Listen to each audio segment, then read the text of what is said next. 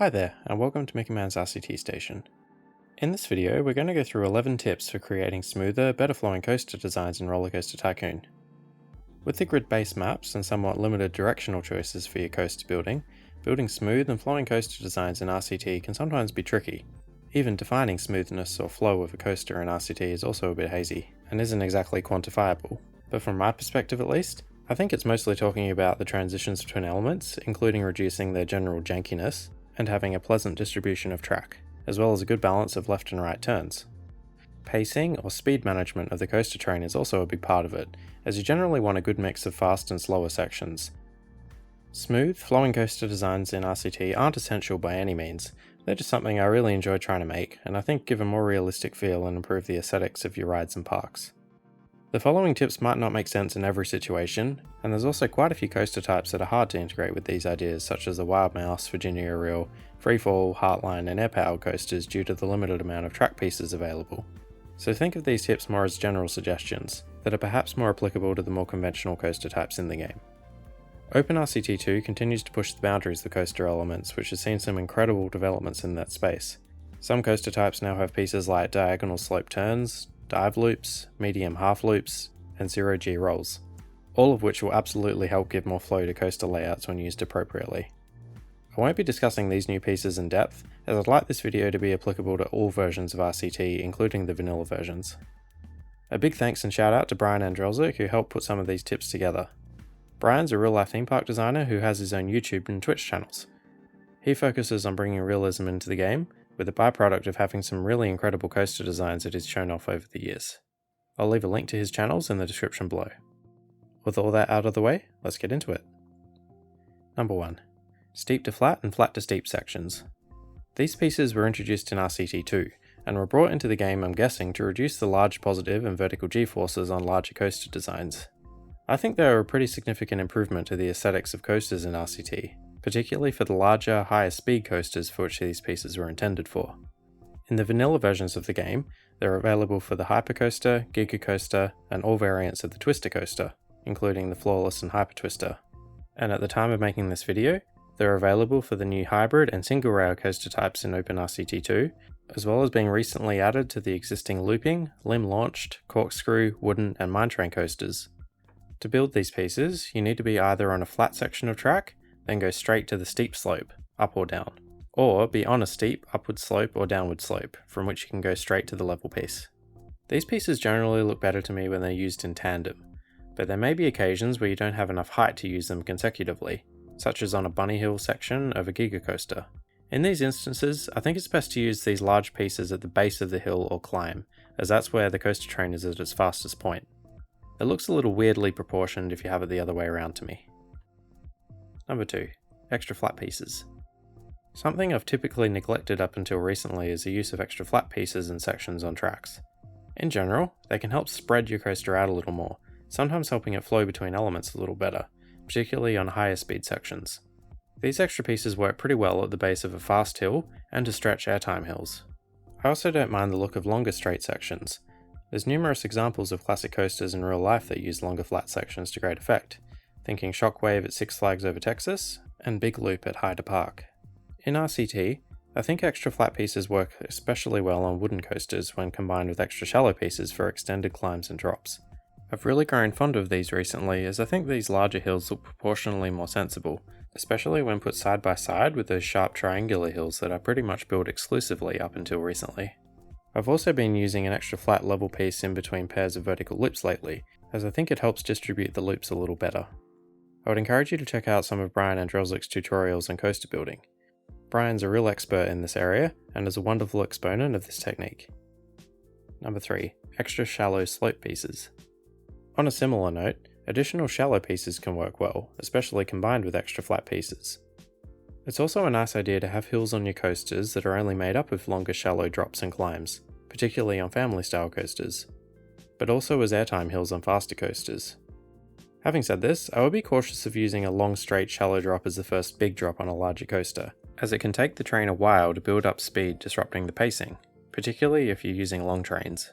But for shallow climbs where the train enters with a relatively high speed, they can work really well, as I think they offer a pleasant alternative to the more snappy steep pieces. Number 4. diagonal curves and sections. If you were only to walk away with one thing from this video, I would probably take this one. One of the best things you can do to improve the flow and aesthetics of a coaster design in RCT is use diagonal pieces and sections, which are available for many coaster types in the game. I think their biggest benefit is that they offer a way of going off the grid in a sense, and making coaster layouts look less boxy overall. The elements of diagonal sections are also naturally extended, i.e. drops and climbs elements take more space to get the same change in height. So in essence, these elements naturally become smoother, and even come with the benefit of reducing positive vertical g-forces. This can be a really handy substitute for coaster types that don't have the large flat to steep or steep to flat pieces as in the first tip. I would exercise maybe a little caution in making super long continuous diagonal sections, as the 2D isometric perspective in the game may become a tad underwhelming from 2 of the 4 perspectives, where the camera aligns with the track. Diagonal pieces do come at an extra cost as well, likely as they're stretched like I mentioned before, so they can become expensive quite quickly in scenario play, especially if you're considering using a diagonal lift hill. A lift hill along the grid costs almost half as much for the same height. But like I said, I think diagonal sections are pretty much essential for a nice flowing and aesthetically pleasing coaster in RCT. I found a less intimidating way to get into diagonals is first trying them out using a simple banked left-right turn combination. It doesn't take too much space, and it's relatively easy to implement. I'd like to bring in an example here. Let's look at the classic steel mini coaster Crazy Caterpillar from the original RCT. The coaster finishes somewhat abruptly, so instead we can extend it out using a couple diagonal sections. I think it draws out the length and provides some nice flowing elements, plus adds some more interest with a couple crossover points. This also addressed the multiple consecutive left-hand turns in the latter half of the layout, which leads nicely into the next point. Number 5. Left-right turn balance and combinations. Having a good balance of left and right turns on your coaster can certainly help with flow, and also seems to be a trend in most modern real-life coaster layouts. I think a healthy balance of left and right turns makes sense from a ride comfort perspective too. When riding coasters in real life, I know I prefer a balance as being pushed consistently to one side of the car can get a bit rough. Something I should clarify is that a single turn could consist of either multiple consecutive track pieces in one direction, but could also be just literally one single track piece. For example, I consider this swooping drop and the half helix after to be a single left turn, and this track piece a single right hand turn. It certainly doesn't have to be precisely a 50-50 ratio, but try not to do a huge amount of one direction of turn in a row over the other. To help with this, I find it generally helps to have a mindset of going for a left followed by a right and vice versa. There's probably a few exceptions to this like out and back style woodies, where there's often just one main turnaround. Also hypercoasters, as you're generally after long straight sections as the primary feature there. Here's an example of a simple little coaster layout made up of 4 full right hand turns and no lefts. It doesn't look too bad as it is, but if we implement a bit of a figure 8 in the midsection of the layout here, we can improve the balance a bit for a final total of 3 right hand turns and 2 lefts. On the consideration on use of S-bends, which are basically a left-right turn in one piece, they can look janky and a bit forced if you just use it between straight sections. If you use either the back half of an S-bend with a turn in the same direction, it sort of leads into the next turn, giving the impression of a continuous section, which I think can look a bit smoother. This also works for turns leading into the front half of an S-bend. Number 6. Wider turns. I think wider turns is good practice in general for improving the flow and smoothness of coaster designs. The 2x2 tight turns can look a bit rough and janky, particularly on faster sections. Personally, I think they look fine on turns after a pre-drop, after a lift hill or station, after a brake run where the train is slowed right down, or on the last third of a layout where the average speed of the coaster train is less. Also, for compact coasters, using tight turns is pretty well unavoidable, but if you've got adequate space available, I think wider turns generally look better proportion-wise. Here's an example of how I go about modifying this section of track with 2 tight turns, and replacing it with some wider turns. P.S. I know this is a ride recreation of Gold Rusher, but I think it provides a good example nonetheless. Number 7. Avoiding pure 90-degree corners. This is definitely something I've learned a lot from Brian, and one of his suggestions for this video. In the main part of a coaster layout, I think it's a good idea to avoid just doing a purely 90-degree turn. That is, an isolated single turn piece with a straight section leading into and out of it. Although we're working on a grid-based map in RCT, I think 90-degree turns just further enforce that. But for a nice flowing coaster layout, I think we want to generally try and avoid grid conformance if we can. You could even argue that a purely 180-degree turn also falls into this same bucket. I'd recommend going with the following instead. A 90 plus a wide diagonal turn, a 90 plus a swoop drop or climb, a 90 plus a turn in the opposite direction, or a 90 into another 90 into a swoop drop or climb into diagonal. With our looping coaster example from before, we could move from this rather boxy grid-based layout to something a bit more flowing like this. Here's another example where we can replace a series of 90-degree turns with a more interesting series of turns. Diagonals play a pretty important role here. Again, I think 90-degree turns look fine after a brake run into the station, or after a pre-drop when the train is moving slowly like in the previous tip, which seems to be quite common in real-life coasters too. There's also probably some exceptions again, such as L-shaped out and back woodies like Great American Scream Machine at Six Flags Over Georgia. But in general, I think the flow and look of a coaster can really benefit by avoiding purely 90-degree turns. On a similar subject, there'll be situations where you need to use different size turns in combination. In these cases, I try, generally, to avoid large radial changes like doing a super wide turn into a 2x2 or vice versa, as it can look a bit jarring as the coaster moves through. Generally, a large turn into a 3x3 and 3x3 into a 2x2 look just fine in my opinion. Note that I don't really consider an isolated curve drop or climb in this bucket, as you've got elevation change in the element as well, so I think they're fine by themselves. Number 8. Banking considerations.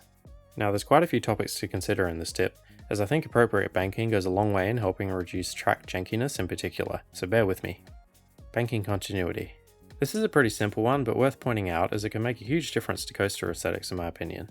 A common example I see is when a layout moves from two separate banked elements turning in the same direction, either a banked turn into a banked slope turn, or banked turn going into another banked turn, but going from banked to unbanked for the transition pieces. This is a good example of what I call jankiness, as I'm sure you can imagine this might not be the most comfortable piece of track to ride on. In these instances, I think the best option is to increase the radius if you can, so you have a nice continuous turn. Or if you're pressed for space, or if it's more convenient, you could just close the gap with a couple more flat banked pieces. Not ideal, but I think it's better than going to unbanked, then back to banked again. Here's a quick example of a section of track that I think would look better if we continued the bank between the turn elements. Banking before and after banked slope turns. This is applicable for coasters that offer banked slope turns. For these elements, instead of going into the turn straight after introducing the bank, I like to start the bank one tile sooner, and vice versa for when you're coming out of banked slope turns. I think it can work well to continue the banked section for a tile or two after the turn itself is finished. This might be more of a personal taste thing, but I find these ideas work particularly well with wooden coasters, although I could probably be persuaded otherwise for some of the steel coaster types. Sometimes the orientation can also impact just how smooth these transitions appear too. I also think it helps to use an additional straight climb or drop piece or two prior to leveling out the track. The piece where you level the slope and remove the banking angle, although versatile, just looks really rough in my opinion. Using that additional piece means that you have one piece performing the banked to unbanked transition, and then the next piece to do the leveling transition, as opposed to using one piece that does both transitions. Banking before and after corkscrews. With the entry and exit of corkscrews being unbanked and flat, I think it's important to consider the track elements before and afterwards when it comes to smoothness, particularly banked pieces. I try and go with a banked to flat piece prior to a corkscrew such that the direction of rotation of the train is constant between elements, as opposed to this where you go from banked to flat, then back to somewhat of the bank as you enter the corkscrew. In other words, think left into right, a left turn into a right corkscrew, and right hand turn into left corkscrew, vice versa on the exit. This idea to me just looks better in RCT with the way the corkscrew elements work. I know plenty of real life coasters that have, say, a right hand turn into a right hand corkscrew, thinking Viper at Six Flags Magic Mountain. Generally though, I try and avoid these transitions in RCT if I can. If there is a situation where it makes more sense to go, say, a left hand turn into a left hand corkscrew, I would recommend adding in an extra flat level piece, or even a small slope up or down into or out of the corkscrew, just so the transitions have a bit of room to breathe. Of course, you could use a straight section or a curved drop or climb into and out of a corkscrew as well. If you're using unbanked slope turns or straight sections into a corkscrew, this doesn't really matter as much as you're starting the corkscrew from an unbanked section anyway. Constant direction of rotation into an inline twist or barrel roll. On a similar note to the corkscrews, keeping the direction of rotation constant from a banked turn into an inline twist or barrel roll can really help the smooth look of the train as it moves through the elements. Have a shallow to flat leveling piece prior to introducing the bank. With coaster types that offer banked turns, which the majority of coaster types in RCT do, You can start a banked section when you level out using a shallow to level piece, but for some coaster types, I think the transition can feel a little abrupt. What I found can look a bit smoother is first leveling the track and then introducing the bank. This can work really well for higher speed turns in particular, as it helps widen the overall turn. Sometimes the banking transitions on diagonal elements can also be a bit janky looking, so I try and use the extra shallow to flat piece prior to banking here too. Or just go with no elevation change at all between a left and right turn. You don't always have to bank. Sometimes, especially on slower speed sections, you can just avoid banking altogether. This can often make the coaster layout look and feel smoother. Going too slowly through a bank can make the train look a little sluggish and a touch jarring even. If you use the widest turns, you can still go pretty fast, I think up to about 80 km an hour, before being hit with the 2.8 lateral G stat penalty. Here's one of Brian's examples from the Fix My Coaster Layout series. His wooden coaster on Dynamite Dunes here is a great example of how smooth the use of unbanked turns can look. If we change it so that we're banking the turns throughout the coaster, I don't think the coaster train glides through the layout quite as gracefully. The aggressive banking angle of the wooden coaster in RCT2 and Classic also make me less inclined to use banked turns in general with it. I think the banking angle on the classic wooden coaster from RCT1 that you can now use in Open RCT2 looks a lot smoother. We touched on a few different points here, so let's look at a quick example absorbing a few of them. Here's a somewhat janky section of the Tree Topper wooden coaster in Gravity Gardens. There's a few things I'd like to try and improve on here. First, adding an unbanked shallow to flat piece before we introduce the bank, which hopefully means we can remove this extra flat banked piece. And then instead of the combination flat to shallow to banked piece, we just go into an unbanked shallow piece, and then a shallow to banked piece into our turn. We can then continue the bank over the crest. Stitching these all together, I think we end up with a much smoother section of layout overall. Number 9. Pacing and speed management. Something to consider outside of the track pieces themselves is the speed at which the coaster train moves through the layout. Generally, you want a good balance of fast and slower sections. Even the really fast hypercoasters have slower parts to them. However, taking individual elements too slow during the main part of the layout can also ruin the pacing a little. Examples are hills where the train is barely able to make it over a crest, or where you have a large flat turnaround section straight after the crest of the lift hill or station platform without a pre-drop. Although I guess you could consider these as adding tension or build-up to a big first drop. Some real-life coasters such as Togo stand-ups have these sort of sections too. I would recommend limiting the size of these sections to 2x2, and even just a single 90-degree turn if possible. Overall though, I still think it's better to have these turns with a single unit drop after the lift hill to get the train moving a bit. I also try and avoid situations where I have a large drop or lots of speed just before the final brake run or station platform, as it just points to wasted potential energy. This also comes with the added risk of station brakes failures resulting in a crash. In this situation, you could either extend the layout to make better use of that potential energy, or perhaps reduce the height of your initial lift hill. Here's an example of a coaster with what I consider bad pacing.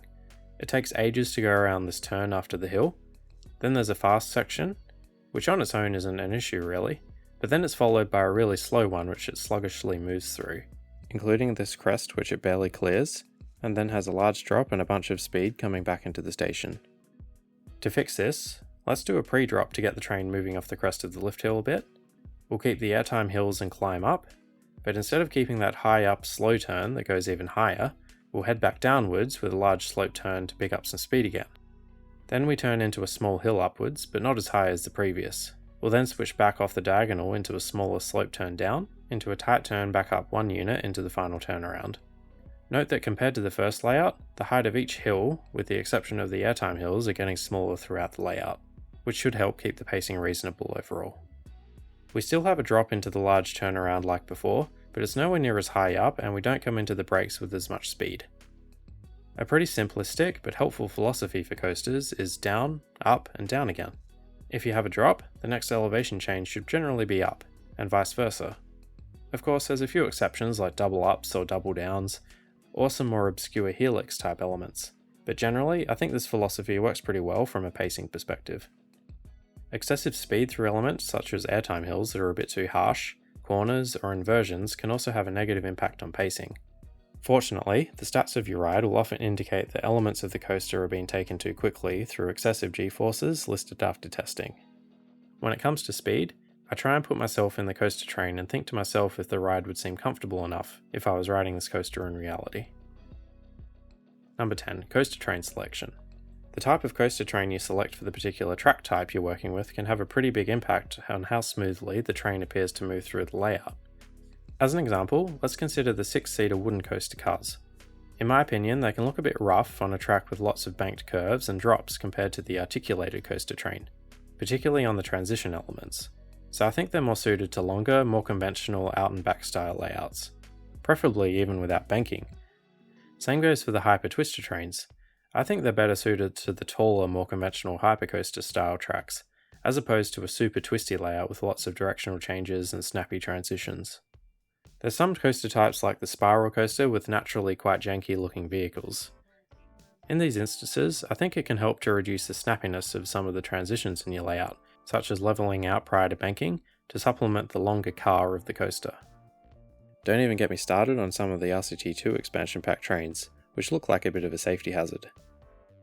Basically, the essence of this topic is to try and use appropriate vehicles for the style of layout you're going for. And number 11. Distribution of track. You'll probably find in RCT that when you set out to build a coaster, you may tend to naturally build the majority of the layout from one particular perspective. Let's call this the primary perspective. I found I even do this unintentionally at times. As a result, with the limitations of the 2D isometric perspective of RCT, you might find then that your coaster doesn't look as good from other perspectives. Let's call these the secondary perspectives. I think it's almost impossible to make a coaster look perfect from each perspective, but I've found that keeping a somewhat even distribution of track from your primary perspective results in the design looking a bit more decent from the secondary perspectives. This tip might be somewhat of a divisive one, as I know a lot of people design their coasters with only one perspective in mind, and that's totally fine, do whatever works for you. But I usually like to try and make sure that the design looks good from at least 2 of the 4 perspectives. As a quick example, here's a small extension to Dynamite Blaster I made for a more even distribution of track across the pit. Another note on this is to try and avoid overlapping visuals or perspective tricks where major sections of the track are visually interfering. Ensuring your ride is easily readable to follow the path of the train goes a long way towards coaster flow, or at least perceived coaster flow. A track with an excessive amount of hidden elements like overlapping visuals and even tunnels can be hard to read, and I think the flow, or at least the perception of flow, can suffer a bit as a result. Here's an example of a section of track with a visual overlap from this perspective.